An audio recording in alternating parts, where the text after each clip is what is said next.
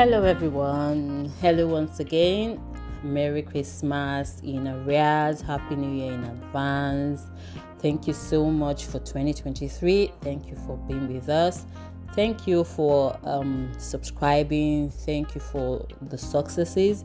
My name is Emmanuel at Real Talk with Data. We're rounding up this year. We're rounding up on a very high note, and we're beginning next year on a brighter note. I believe and I pray in the name of Jesus.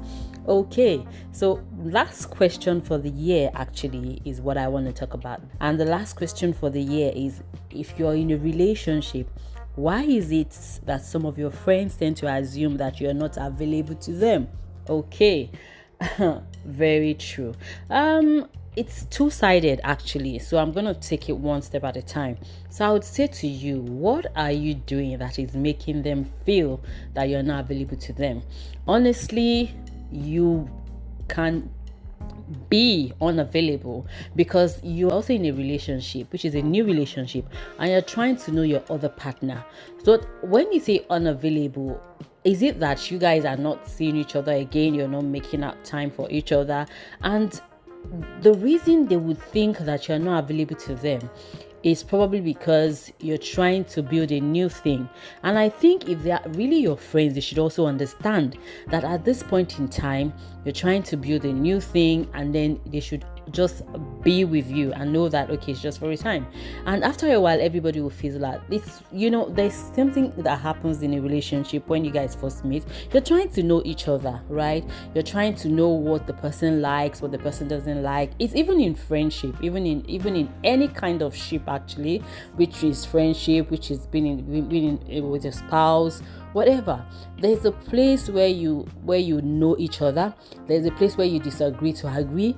There's a place where you now compromise. So there are different stages in relationships. So your friend now trying to, like, I wouldn't say blackmail, but your friend trying to think that, okay, you're not available to them, would only mean that you guys don't understand each other so well, which is where I come again and then I tell you to communicate. Communication is key, because you're not going to be with your boyfriend or your fiancé for 24 hours in a day. You're not going to be with him Monday to Friday.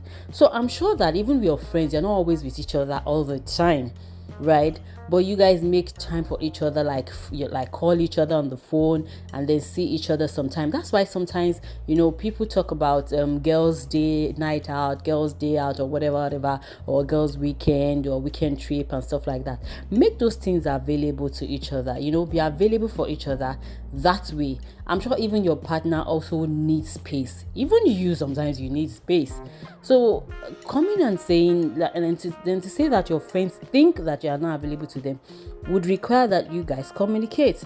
Because for any reason that you guys are friends, then it means that you should be able to understand each other, and then assumption would be taken out, because assumption, they say, is the mother of some things that are called F-ups, right? I don't want to talk about it, right? So assumption really is not a right way, like, to build a relationship. Neither is it a good way to sustain it.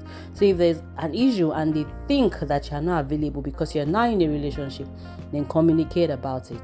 You need to communicate about it. It's a wrap. And I really want to thank you. I really want to thank you all for listening. I want to thank you all for being there. I want to thank you all for subscribing. I want to thank you all for following. I want to thank you all for telling your friends, who has told your friend, who has told your friend, who has told your friend that Real Talk with Data podcast is here to stay. And only what I'm doing right now is just that I am minding my father's business. You know what I say? I always say it. I am minding my father's business. Let's do this again in 2024. It has been a wonderful ride with you.